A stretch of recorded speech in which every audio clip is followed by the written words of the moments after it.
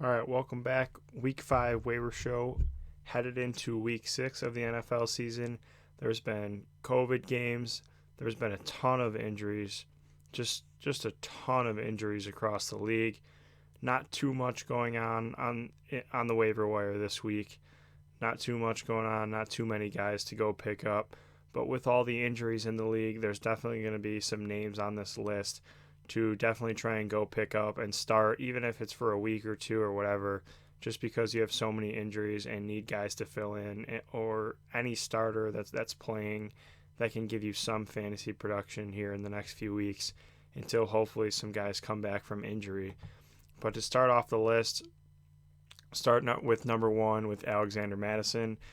Dalvin Cook had to come out of the game on Sunday night. Alexander Madison had over 100 rushing yards. Alexander Madison might be owned by the Dalvin Cook owner in your league, but if he's not, keep an eye on Dalvin Cook. If Dalvin Cook has to miss even 1 or 2 weeks, Alexander Madison's probably an RB1 in fantasy for those 1 or 2 weeks. And at this point, with all the injuries in fantasy, hopefully your team is doing well, but pretty much not everyone's team is doing as great as they probably would like. I know a lot of my leagues, a lot of leagues that I've seen, everyone's in that 2-2, 3-2, 2-3 area where they've lost some weeks because of injuries or whatever. So really from here until your fantasy playoffs, it's just going to be a week-to-week kind of thing. You have to play to win that week. Unless you're 4-0, 5-0 in fantasy, you're going to have to play week to week here. You're going to have to pick up guys, pick up, drop every week, get these waiver ads in, play guys with the best matchups every week to win that week. You have to focus on that specific week because of these injuries and such. You can't play the long game in case you don't make the playoffs in your league. Like I said, obviously if you're one of those teams that's 4-1, 5-0, you can kind of start to trade for some pieces or start stashing guys on your bench. But for those people who are in the middle area where the season is still undecided, the season's still up for grabs, making the playoffs in your league, you're gonna have to play it week to week from now on. And I recommend trying to do everything in your power to win that specific week instead of looking towards the future this season. So Alexander Madison, if Dalvin Cook misses 1 or 2 weeks, Alexander Madison will be able to win you those 1 or 2 weeks that Cook is out, and that's why he has to be added if Cook misses. Number 2, T. Higgins. I have T. Higgins on here. I've had him on here the last couple weeks. If T. Higgins is not owned in your league, which he definitely should be, he probably is, he needs to be rostered. He needs to be on rosters in your league. He had another solid week. I think he had another 60 yards this week. In 4 straight games, he's had 6+ targets. A.J. Green is on the way out now. I think he got banged up again this weekend. And even in a game where the Bengals only score 3 points and get absolutely blown out by the Ravens, T. Higgins still has 4 catches for like 60 yards, still gets 6 targets. So T. Higgins is even producing 10+ fantasy points in a game where they get blown out and get killed on the road. So T. Higgins must be owned. T. Higgins must be rostered in all formats. And T. Higgins should be solid when the Bengals do get some softer matchups. Number 3, I have Travis Fulgum from the Eagles. And a lot of people haven't heard of Travis Fulgum. Travis Fulgum actually had one really good season at Old Dominion in college his senior year. He had over 1,000 yards, 9 touchdowns, I think.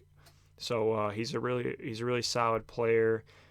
I think it's kind of a crime, especially now in hindsight, that he's been cut by a few teams now. Still a young player, 10 catches, 150 yards, and a touchdown on 13 targets this week against the Steelers. And a lot of people are going to say, oh, it's just 1 week. It's a fluke game. He had one big week. There's no way he's going to be able to do this again. He's a nobody. And I don't think that's true at all. When the Steelers have one of the best defenses in the league this year. As far as I know, no one in their secondary is really battling any major injuries right now. Their defense is healthy. Their defense is one of the best in the league. People this year, almost every person in football was saying the Steelers could have the best offense in the best defense in the NFL this year. So Fulgum, after last week against the 49ers, has one big catch for a touchdown, earns more playing time, and has an absolutely monster game against one of the best, if not the best defense in the league in the Pittsburgh Steelers. So because of that, because he does it against the Steelers, it's not a fluke game. To do that, to have that game against the Steelers, Travis Fulgham is definitely a solid player. Now, I think Alshon Jeffrey is due back soon. Deshaun Jackson will come back. Jalen Rager will come back. But definitely add Travis Fulgham to your roster. And if two or all three of those guys are not active, start Travis Fulgham. Huge week against a great defense. With all the injuries going on in fantasy right now, start Fulgham, pick him up, start him in your league if those other Eagles receivers are injured. Number 4, I have Chase Claypool. Chase Claypool with the big 4 touchdown week. Great week to see from another rookie breaking out. This rookie wide receiver class is looking unbelievable. He has great size, great athleticism.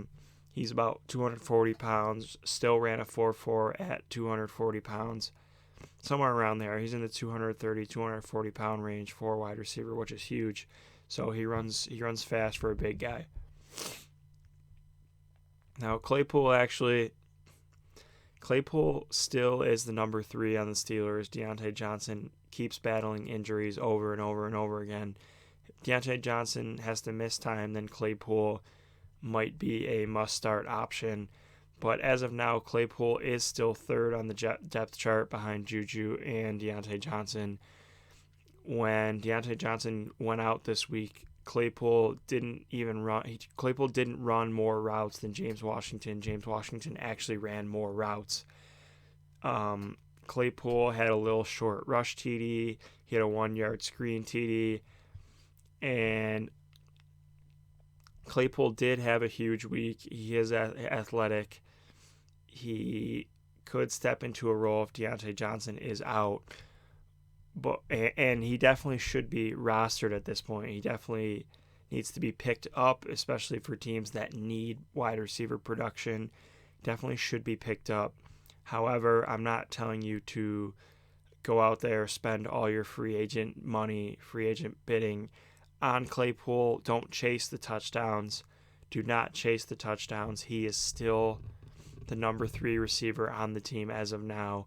Didn't run more routes than James Washington. It's still very, very encouraging to see from a rookie wide receiver.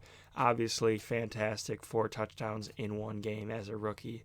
But don't chase the touchdowns. Pick him up, but don't be spending all your money on him. Number 5, I have Leviska Chanel. Chanel, 7 catches, 79 yards. He's just getting better and better as the year goes on. He's a rookie too, so there will be some ups and downs, especially for a rookie. But it seems that he's just getting better and better. DJ Chark left the game with an ankle injury in the 4th quarter this week. Last time DJ Chark was injured, a lot of people played Chanel in that Thursday game against Miami. But I think it was a Thursday night game. Maybe it was a Monday game, but I don't remember. But that game against Miami, Chanel didn't have that great of a game. But you got to remember, Chanel is just a rookie. But I do think if DJ Chark is out, I do think Chanel is worth a start in deeper leagues next week. Number 6, I have Justin Herbert. Justin Herbert, 3 touchdowns last week. This week, throws for 4 touchdowns, has another huge week. Herbert is looking like the best rookie quarterback in this class right now. Obviously, Joe Burrow has been great this year too. But Joe Burrow, that offensive line is terrible in Cincinnati. He's getting pressured every play. He has no time to throw. But right now it looks like Justin Herbert, it's not looking like Justin Herbert right now is the best rookie at the moment. He's playing like the best rookie quarterback. I think they have a bye week next week. Hopefully Keenan Allen can come back healthy. He left the game tonight injured. Looks like Mike Williams, after a huge game, went down with a knee injury on the last play of the game. We'll have to keep an eye out for that. I'm not sure the severity of it, but it looked like he did suffer a knee injury. But Justin Herbert, back-to-back games with 3+ touchdown passes. I think he has 300 passing yards in every game he started this year. This week against the Saints on Monday night, I'm not sure if he got to 300 yards. He had to have. He had a great game. He had to have gotten to 300. But if he did, that would make it 300 yards in all of his starts so far. So pick him up. Number 7, Andy Dalton. Andy Dalton has been productive in the past. I do remember a few years when he had healthy A.J. Green, healthy Mohamed Sanu, all these guys. He was one of the top guys in the NFL in passing touchdowns. So Andy Dalton with CeeDee Lamb, Amari Cooper, Michael Gallup, Zeke, Dalton Schultz. Andy Dalton could put up a ton of touchdowns here in Dallas with all these weapons. Andy Dalton has shown that he can be a solid quarterback when he has good weapons around him. So he steps into one of the best, if not the best, situations in the NFL. Could be a starter against weaker defenses with these weapons that he has. Number 8, I have Christian Kirk. If Christian Kirk got dropped in your league, which he probably did in most leagues, Christian Kirk could be worth a pickup here. 5 for 78. I still love Christian Kirk, the player. He's just having a tough time getting those slot snaps that have a lot of benefit to them. There's a high chance for fantasy points in the slot, and Larry Fitzgerald is still dominating those slot snaps. So Christian Kirk can't break into the slot over Fitzgerald yet. But I still love Christian Kirk, the player. He has a lot of upside. He has great speed. He's a great route runner. And it's good to see him having a solid game here. Possibly worth a pickup. Hopefully he can put some good games together, get back on the map, and end up finishing the season strong. Number 9, Preston Williams. Preston Williams went over 100 yards and a touchdown. Had a big week. It was a great matchup. The 49ers secondary is definitely banged up a ton. He had a big week here. Like I said, it was a good matchup, so I don't want to look too much into it, but Preston Williams was great as a rookie last year. Still recovering from that ACL injury, but this is great to see him have a big week. Hopefully week after week, Preston Williams is just going to get more and more healthy when he's more and more removed from that ACL injury. Number 10, I have Tyler Johnson. Tyler Johnson was 4 for 61 with all those receivers hurt in Tampa Bay. Godwin's looking like he's still going to be out for a little bit. Justin Watson banged up. Scotty Miller banged up. Mike Evans still suffering from that ankle injury. Even though he's playing, he's still banged up. He's still hobbling around. So if Tyler Johnson steps into that number 2 wide receiver role, Tyler Johnson was extremely productive in college at Minnesota his last 2 years. Over 1,000 yards both years. Extremely productive. I like Tyler Johnson, the prospect. Even as a rookie, for that to be his first, I think that was his first NFL game of him being active, and he went over 10 fantasy points. So keep an eye on him if Watson is out next week, if Godwin is out again next week, if Fournette is out again next week, O.J. Howard's out for the year. If all these guys are hurt, keep an eye on Tyler Johnson. Number 11, Olamide Zaccheaus. Zaccheaus last week had, I think, 16, 17, somewhere around there fantasy points. It might have even been more than that. He had 16.5 in my league. That's like half PPR, half point for first down. So he probably had more than that, more than 17. But last week has the big week when Julio goes out.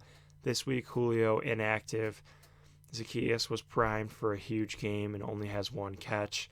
But on the positive here, Zaccheaus plays 97% of snaps, and he ran a route on every single Matt Ryan drop back in the entire game. So only 1 catch for 13 yards, even with running a route on every Matt Ryan drop back. So there's some good and some bad there. He had a bad game, and having a bad game with all those routes run in that snap share is bad, but it is good that he is on the field. He's going to be on the field the entire game if Julio Jones is out going forward with that hamstring injury. And then number 12, Mike Williams comes back from injury tonight as I'm recording this after the Monday night game. Comes back, has a huge game, scores 2 touchdowns. Keenan Allen left the game, and Mike Williams had a big game. 2 touchdowns, makes a huge catch to get them into field goal range at the end of the fourth quarter. And unfortunately, the kicker missed the field goal. But at the end of the game, Mike Williams got tackled on the last play of the game. I think he went down with a knee injury. I turned the game off. At that point, I didn't see the aftermath. I didn't see what happened. I didn't see the replay on what happened to his knee. But Mike Williams had a big game. I think they're headed into a bye week next week, as I said earlier, the Chargers. Keep an eye on Mike Williams. I'm not sure if the knee injury, I'm not sure if it was an injury. I'm not sure how bad the injury was, significance, whatever. I don't even know. I don't know if he was able to walk off or whatever, but he did look banged up there at the end of the game. So keep an eye on that tomorrow, Tuesday, before your Wednesday waiver pickups. So those are my top 12. There's really not any other significant waiver additions this week. I went through all the games. I went through every game. I went through every team's snap share, receivers, running backs, all that. I went through every team. I don't see anybody else really worth adding. I don't see any other necessary adds this week going into week 6. The only thing I would consider doing is if you are one of those teams that's 4-1, 5-0, or if you're just one of those teams in the middle that has extra bench spots, consider stashing Jalen Rager. The IR is 3 weeks in the NFL this year, and he's been out 3 weeks. I don't think he's going to be back next week, but he could be back in the next couple weeks here. Jalen Rager is a super exciting rookie, could be worth a stash. I would stash him on your bench if you can in the next week or so. Stash Rager on your bench if you need wide receiver help. You've seen Fulgum go off now. You've seen Greg Ward have some good games for Carson Wentz. So what's going to happen when we get a first round pick in there? He could smash right away with Carson Wentz. Just keep an eye on him. Keep an eye on Rager, his timetable to return. Keep an eye on Rashad Penny. Chris Carson has been one of the best fantasy running backs this year, but Chris Carson seems to get banged up every game. So just keep an eye on Rashad Penny when he's going to come back from the PUP list. I think it's after 6 weeks, so don't worry about picking him up anytime soon. Just keep an eye on him. And then keep an eye on guys like Deshaun Jackson and Alshon Jeffrey, all these guys in this Eagles passing game. So that's the Week 5 waiver show, headed into Week 6. If anybody has any questions on who to pick up, on how much money, free agent money you should spend, follow me on Twitter at Casey_G14. Send me a message. Ask me any questions that you might have going forward with fantasy for the season. Thanks again for listening. I'll be back next week for Week 6 Waiver Wire Show.